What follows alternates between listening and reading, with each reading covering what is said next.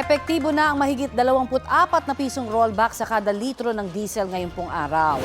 Ang Shell, Sea Oil at Petron, 24 pesos at 94 centavos ang tapyas presyo sa kada litro ng diesel.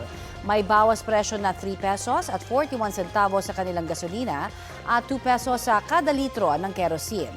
Ang Phoenix, 24 pesos at 95 centavos ang rollback sa diesel at 3 pesos at 40 centavos sa kada litro ng gasolina.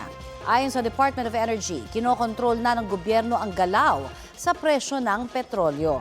Gamit ang police power ng gobyerno batay sa Executive Order 110 na nagdeklara ng National Energy Emergency, kailangan sumunod ng mga oil companies sa itatakdang maximum na dagdag presyo o minimum na bawas presyo ng gobyerno kada linggo. Ang mga oil company na hindi susunod, maaring isyuhan ng show cause order.